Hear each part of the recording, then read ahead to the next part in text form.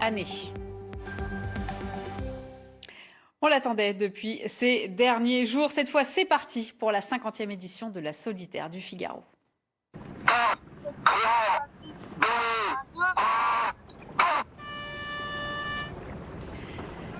Voilà, départ réel donné depuis Pornichet cet après-midi à 16h30. 47 skippers engagés, tous sur le même type de bateau, le Figaro 3 de Beneteau.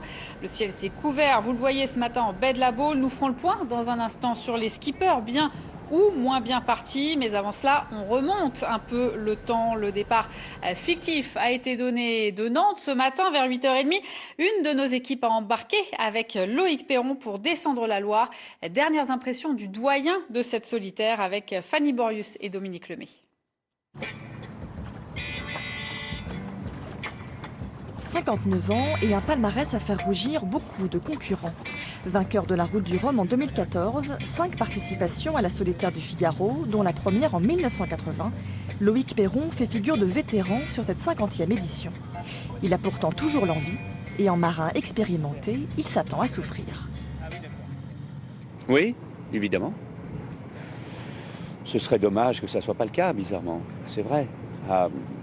On n'est pas là pour souffrir, c'est pas du masochisme absolu, mais on sait très bien que c'est difficile, évidemment. Le fait d'en avoir fait un peu, pas beaucoup, c'est une succession de 4 étapes de 4 jours et 4 nuits, en moyenne. Et en gros, si vous dormez 20 minutes, vous perdez 10 places.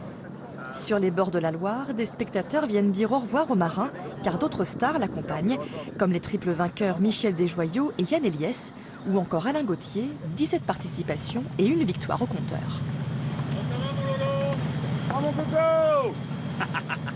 Les tontons flingueurs. Dans notre cas, la valeur n'attend pas le nombre des années sur ce support particulier, parce que les centres d'entraînement ont énormément progressé un peu partout, et donc le niveau moyen des marins ici est très élevé, beaucoup plus qu'il y a 40 ans évidemment. À leur côté, parmi les 45 autres skippers, on compte 5 femmes et 12 bisus entre 21 et 35 ans qui ont tous l'envie d'en découdre. Fort de sa notoriété, Loïc Perron se sait observer, mais il compte lui aussi apprendre. Souvent, les gens qui, paraît-il, ont de l'expérience disent avoir tout oublié, mais il faut juste avouer qu'on n'a pas encore tout appris. Sur son bateau Action Enfance et sa coque jaune, voilà Loïc Perron parti pour la première étape de son apprentissage au long cours. Et on jette un œil au parcours qui